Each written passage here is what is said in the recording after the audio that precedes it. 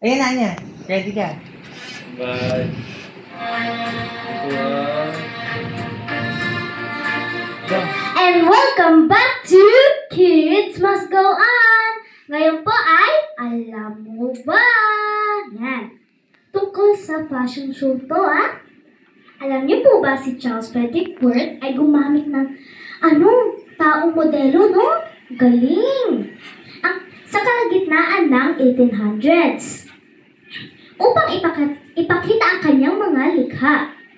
Hindi po siya mannequin, tao po talaga siya, no?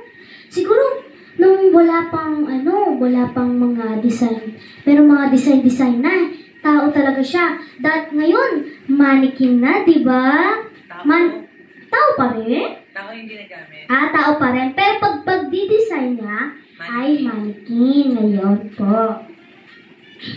Ang konsepto ng Fashion Week na alam natin ngayon ay nagsimula sa Paris, katulad po ni Federation Francaise de la Couture. Basahin mo na lang yun.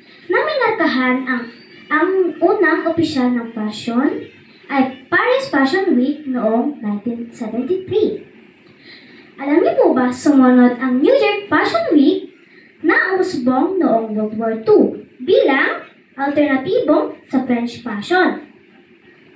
Sa paglipas ng panahon, ang mga palabas sa fashion show ay naging mas theatrical at pampubliko na kinabibilangan ng mga celebrities, detalyadong set at global audience. Mga ka-A, tutok lang.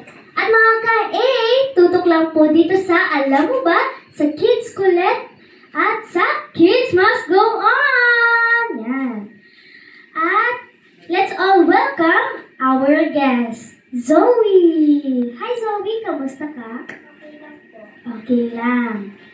Pakilala ka naman sa ating mga ka-A. Yung pangalan ko pa ay Zoe Jeremy Bagulayan at nakatira po ako sa Nakapalan Norte, Tuguegarao City. Wow! Tugi girl ka? Saan ka nakatira?